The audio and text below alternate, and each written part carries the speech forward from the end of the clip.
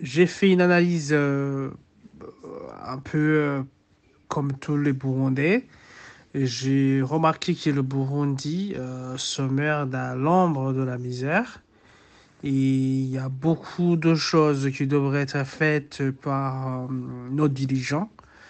Ils ont été conseillés pendant longtemps dans les forums, dans les conférences, dans les rapports des ONG internationales et nationales, et même dans les conseils venus des organismes internationaux comme la Banque mondiale, le FMI. Tout ça nous montre qu'il n'y a pas volonté de changer les choses. Il n'y a pas volonté, une réelle volonté de la part du président et ses collaborateurs proches jusqu'au Premier ministre et les ministres. On ne voit pas que c'est pas un manque de moyens, mais je pense qu'il y a beaucoup plus que un manque de volonté politique pour agir. C'est pour cela que j'ai écrit cette lettre ouverte qui a un cri de détresse accusant l'inertie du président Ndayishimiye Evariste face à la pauvreté, à l'inflation et à la carence des produits essentiels. Je lui demande d'agir, de passer des paroles aux actes et de ne plus diriger ses diatribes et ses discours envers les autres, comme quoi la faute est aux autres et et non pas la sienne.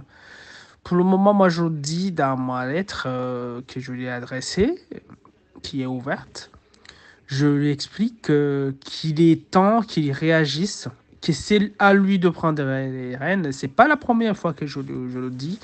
J'ai beaucoup écrit sur ce phénomène. Je lui dis à chaque fois, il agit comme un membre de la société civile. Il agit comme si c'était un opposant qui s'oppose à son propre gouvernement. Ce qui est étrange. On ne peut pas comprendre tout ça. Parce que toutes les personnes qu'il accuse d'être incompétentes, ce sont des personnes qu'il a nommées lui-même. Il y a toutes les personnes, sauf les députés et les sénateurs ou autres qui sont élus. Les autres sont des personnes qui sont nommées par soit décret présidentiel, soit par ordonnance ministérielle. Et si ça vient du ministre, c'est probablement parce que le ministre a été nommé par le président. Donc, on ne peut pas dire que les personnes qui sont incompétentes ne peuvent pas être remplacées. Et ça, c'est à propos des personnes qui sont autour de lui. Mais il y a aussi des politiques qui ne sont pas efficaces. On lui recommande de faire un choix de changement, mais lui, il ne le fait pas. À chaque fois, il montre qu'il est innocent, mais d'une autre part, il démontre également qu'il n'est pas innocent. Récemment, vous avez vu quelles sont les personnes qu'il a nommées au poste de direction de la CENI. Ce sont des personnes qu'on connaît tous qui ne seront pas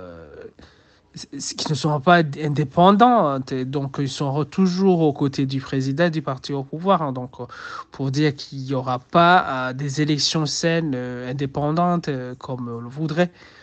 Voilà. Et j'espère que ma lettre lui a été adressée. Et s'il n'a pas encore vu ma lettre, je pense que bientôt il verra ma lettre. Et si c'est possible, et si Dieu le veut, il pourra entendre le cri que j'envoie, mais je pense représenter beaucoup de Burundais qui pensent comme moi, mais qui n'osent pas le dire parce que vous savez tout le monde qu'il y a beaucoup de raisons qui ne permettent pas à toutes les personnes, surtout ceux qui sont au Burundi, de s'exprimer ouvertement contre certaines personnes qui sont au pouvoir. Voilà.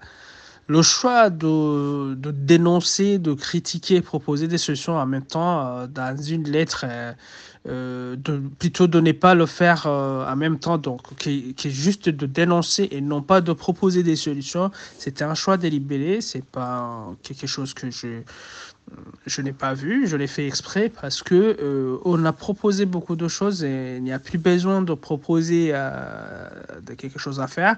Il n'y a que lui de changer la manière de faire et accepter de mettre en application les recommandations que lui a faites.